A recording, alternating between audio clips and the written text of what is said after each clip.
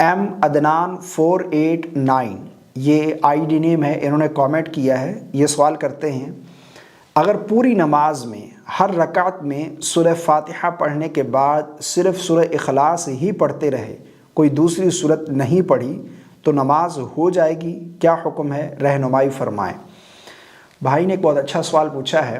ان کا سوال ہے کہ اگر نماز کی ہر رکعت میں سورہ فاتحہ پڑھنے کے بعد ایک ہی سورت تلاوت کی، یعنی ہر رکعت میں قل هو اللہ پڑھتے رہے، یا پھر ایک ہی سورت تلاوت کی، یعنی پہلی رکعت میں سورہ فاتحہ کے بعد جو سورت پڑھی، پھر دوسری میں بھی وہی، پھر تیسری رکعت میں بھی وہی، اسی طرح ہر رکعت میں ایک ہی سورت تلاوت کی، تو نماز ہوگی یا نہیں؟ کیا حکم ہے؟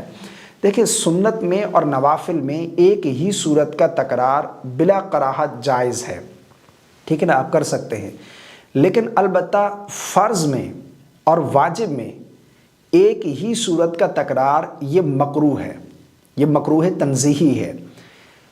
یعنی یہ اس کے لیے ہے مکروہ جسے کوئی دوسری صورتیں یاد نہ ہوں، یا پھر اس نے جان بوجھ کر، یعنی ایک تو یہ ہے نا کہ آپ پہلی رکعت میں جو سورت تلاوت کرتے ہیں، دوسری میں بھی وہی، آپ نے سورت بھول کر وہی شروع کر لی، تو اب آپ کے لیے تو حکم ہے کہ آپ اسی سورت کو ہی جاری رکھیں گے، کسی دوسری سورت کی طرف نہیں پلٹیں گے۔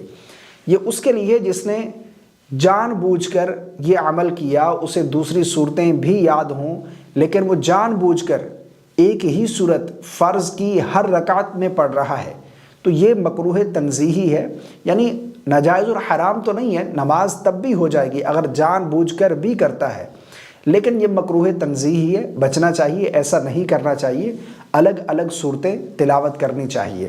مجھے امید ہے آپ کو میری بات سمجھ آ گئی ہوگی۔ اللہ تعالی ہم سب کو سمجھ کی توفیق عطا فرمائے۔